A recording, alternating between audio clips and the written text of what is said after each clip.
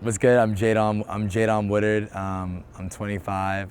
I rap, act, do spoken word poetry, busk on the subway trains, and volunteer for a program created by Live Nation called Music Geeks. From the East Coast to the West Side, you want to know how we made it from the bottom, right?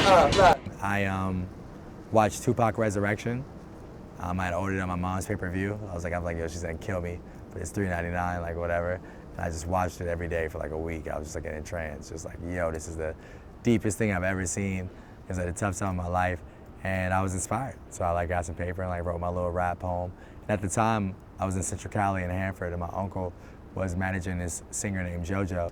And so I was like, yo, I'm gonna spit rap to my uncle, blow up, be the next big thing. I'm the next Bow Wow, or like whatever, because I was like 13. So I go to my uncle's crib, he's got this super ill mansion down the block, ask my aunt to set up the little meeting for me. She's like, I got you, boom. I go there with my little raps, spitting my soul out, giving my all. And he's like, yo, that shit was garbage. But I was so discouraged by it that I was like, I'm gonna be the best. I was like, I'll never let anything like that tear me down. If hip hop's teacher, then I guess if hip hop's features. And me, I'm about that cheese like my man's box of pizza. Someone that knows I'm rapping this on the beat. On the 4 island 655, or leaving 59th Street. I see my man every week. I know we understand it. When I'm on mass transit, I seen it all like it's glasses. As usual, cool with the style, rap till it's over. A stoner that keeps it pushing like this baby stroller.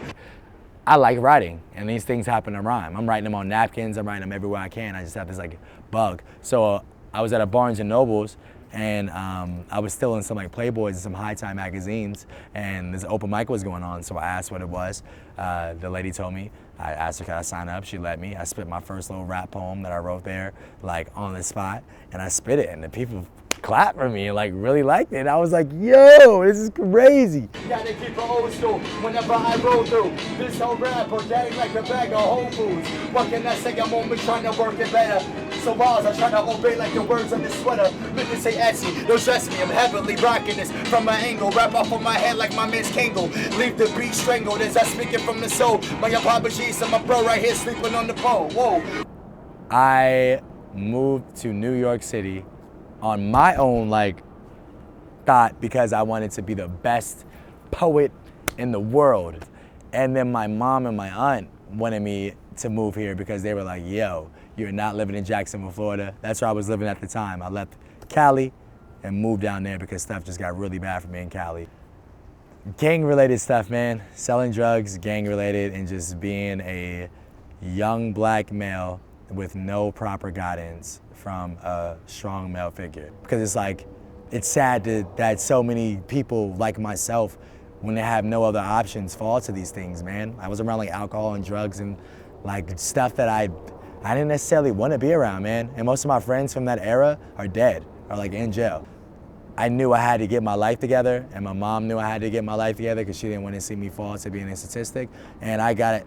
The school before that I got kicked out of, they retained me and made me an 11th grader. So I was at this program for 8 months. I did 2 years of work in 8 months.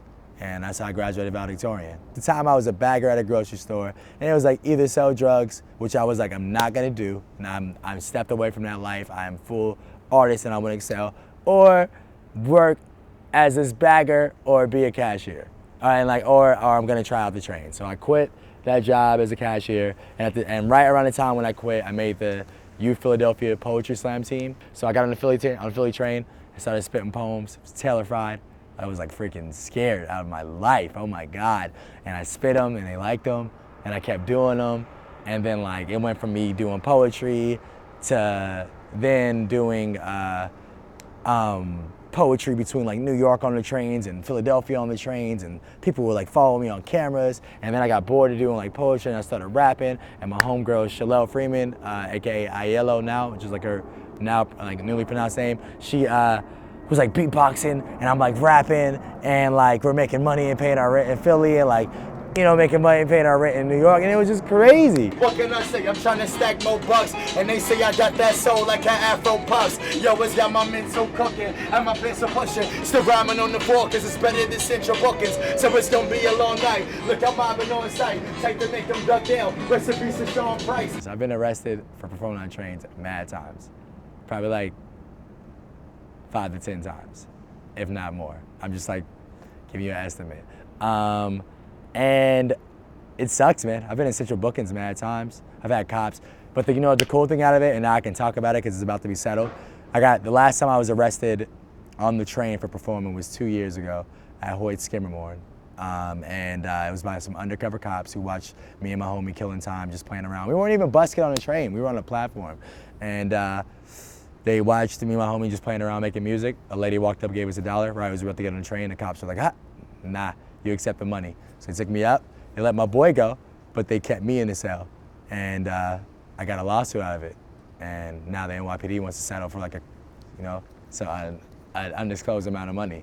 And I was like, all right, that's the best arrest I could have ever got in my life, because now you guys have to pay up. Playing like smooth jazz whenever I do that. The cool cat got the game tight down like a new rag.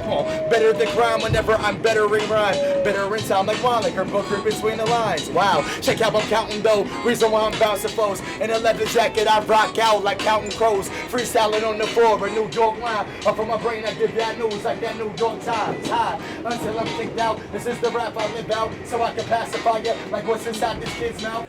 When you got talent, whether it has to do with art or has to do with just life in general, and there's something about you, put yourself around people that are doing what you want to do, or hopefully let them notice your potential and want to pick you up.